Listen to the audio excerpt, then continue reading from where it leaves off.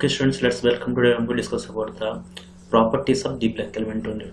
In this session, I'm going to more focus about the properties of D black element. That one is formation of complex compound only. Formation of complex compounds and D black elements also. Formation of interstitial compound only.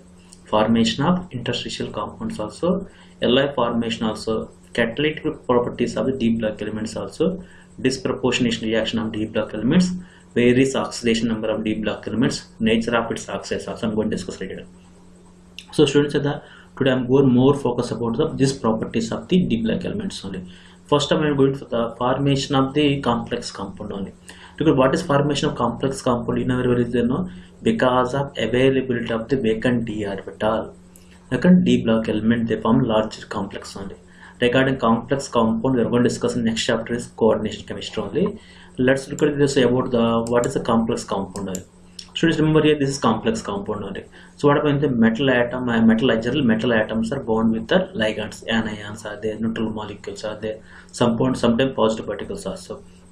So the metal ions are bind a number of anions or neutral molecule give a complex one. So what happens when you see, remember this bracket is there, when you saw this kind of bracket is no, it clear indicates the coordination compound only. This inside the bracket is called coordination sphere only. This is the central metal atom, this is called ligand. Generally anions and neutral molecules are acting as ligand only. So what happens that these type of complex are formed by the transition metals only. Only transition metals they can form these kind of complex. Okay, that's called as a formation of complex compound. Why these kind of complex are forming mathematical reason behind are due to the following reasons are there. Comparatively small size of the transition metals only. When compared with alkyl metals and alkyl earth metals, transition metals are very small in size only. Next one is then they have the high ionic charge only. So where transition metals are because of exhibition of variable valencies. So because of variable valence, what happens? The small atomic size will be the high charge are located on the transition metals only. We can see very clearly manganese contain plus 1 will be there. Iron also contain plus 3 will be there. Cobalt also plus 3 will be there. So what happens there? Because of high charge on the central metal atom, they are able to form coordination compounds only. Next one is the availability of d orbital of bond formation only. Because of availability of d orbital for bond formation, transition metal can form coordination compounds only. Transition metal can form coordination compound. So students, these are the main properties, but because of small size, availability of d orbital is then high charge will be there. So that's the reason they will form a coordination compounds only. Next one, very well, formation of interstitial compound only. What is formation of interstitial compound means already we discussed in the surface chemistry. Whenever gas come on surface of metal, will absorption happen only. So what happens? This metal contains some porous part will be there. Generally metals contain some porous part will be there. That porous part occupied by hydrogen, carbon, nitrogen trapped only. When a small atoms like hydrogen, carbon, nitrogen are trapped inside the crystal lattice of metals only. Inside the crystal lattice of metals only. So what happens? This kind of metal atom, this kind of small holes are there. That small holes are filled with either hydrogen, carbon, nitrogen only. So they're trapped inside the metallic crystals. With metallic crystal only, they are non-stoichiometric ratio only. Actually, there doesn't have any fixed ratio like chemical poison mixture. So, for example, like titanium carbide, manganese nitride only, ferric hydroxide, vanadium hydrate, titanium hydrate only. What happens when the hydrogen, carbon, nitrogen trapped inside the metal surface? Is a major point only. What happens? They have high melting point, high than when compared to pure metals only. When preparation of steels, what happens? They will take iron metal, they will pass carbon. Whenever they mix the carbon, what happens? The carbon occupies some interstitial position only. Interstitial positions only. Whenever the carbon occupies interstitial position, the iron becomes very hard nature only. That's why they mention this point is they have high melting point. First of all, is there whenever they form a complex of this carbon, hydrogen, nitrogen, metal, they have a high melting point and also higher than those of pure metals. So generally, when compared to pure metals, these kind of complex having high melting point only. They are very hard. Very well, they are very hard. Some boundaries approaches the diamond hardness only. Very well is when you pass like whenever the interstitial small gaps are occupied by the hydrogen, carbon, nitrogen, the behavior like a strength of like a diamond. They are very hard like a diamond only. They retain the metallic conductivity. Okay, what happens? After substitute, what happens? They retain the metallic conductivity only. Sometimes they act as a good conductor when compared to pure metals also. Next one is then they are they are chemical inert only. What happens? They are chemical inert only. So these are nothing but formation of interstitial compounds only. I am saying very clearly, it's a metal surface area. Metal surface area contains small porous parts, gap will be there.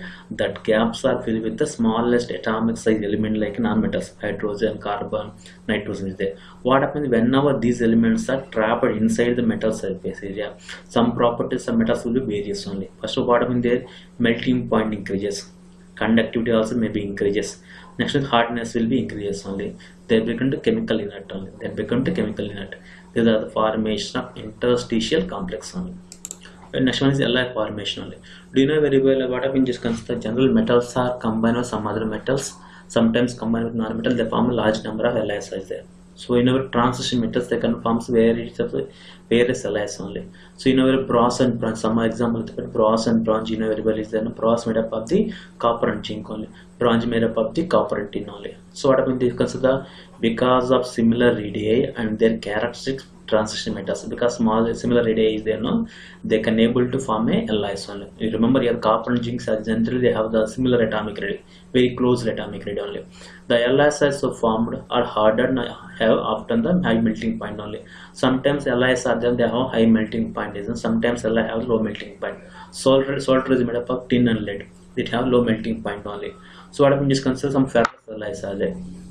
Ferrous alloy is possible, chromium alloy is possible, vanadium, tungsten, molybdenum, manganese is there. They can are used for the production of the various types of steels only. For preparation of various kind of steels, you can use the iron, this alloys only. Along with iron, we can sometimes they use chromium. Okay, no? Then sometimes they will use vanadium, sometimes they will use tungsten, sometimes they will use molybdenum. So what happens? Sometimes they will use manganese only. So what happens? Various kind of alloy, stainless steel alloy is there, steel also one alloy is stainless steel is there, chrome steel will be there, So what happens? Various kind of alloy they will prepare only. So this is the idea, gives idea about alloy formation. I'm saying very clearly, metals are combined with other metals, or metals are combined with non-metal, they can form alloys only. Brass and bronze alloy, bell metal alloy will be there. Some ornaments of alloys only. Next important point is that here the catalytical properties only. Because of variable oxidation state, because of availability of d orbital, so the transition metal act as the metals on your catalyst only. Catalytic properties only. Do you know in the preparation of ammonia by using of Haber process, we can use the iron as catalyst only. For the preparation of sulfuric acid by the contact process, you can use the vanadium pentoxide also. Sometimes you can use some various kind of metals are used. For suppose for reduction of the alkenes to alkanes, you can use the nickel as a reduction process, catalyst only. So what happens? The transition metals and their compounds are known as their catalytic properties only. Catalyst only. The activity of ascribes the ability to adopt multiple oxidation state. Why transition metals are exhibiting the acting as catalyst? Because they exhibit the variable oxidation states. That's the reason why they can act as a catalyst only. Next one is very well disproportionation reactions only. So disproportionation reaction.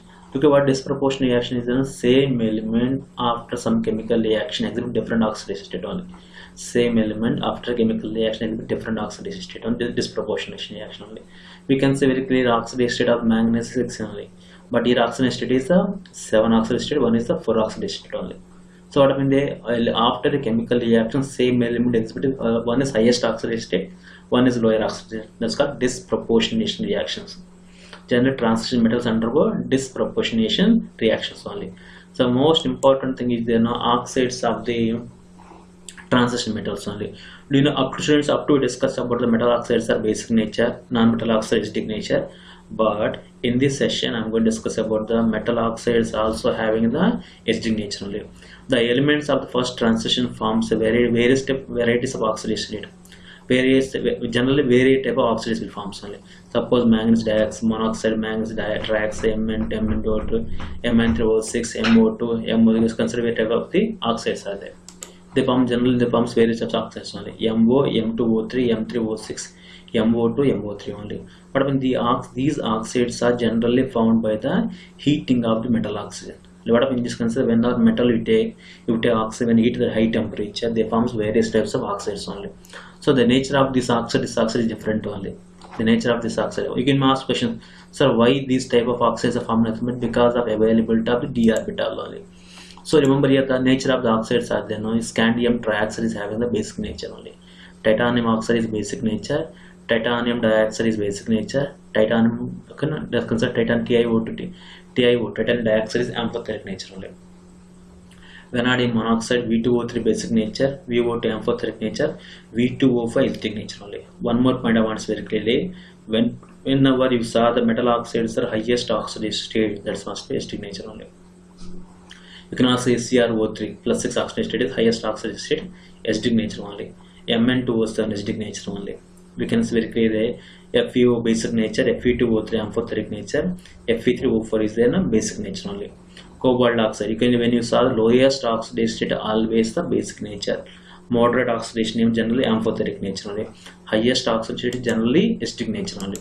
We can see very clearly here the generally lower oxidation state is the metallic basic nature, higher oxidation state is the acidic nature, intermediate oxidation state is the amphoteric nature only.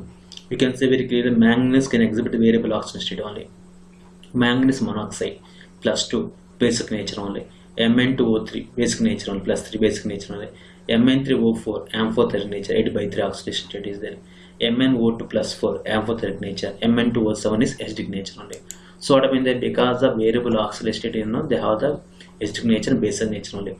And also one point is whenever oxidation number increases, oxidation state increases, metallic nature to covalent nature, they will convert into the metallic nature to covalent nature only.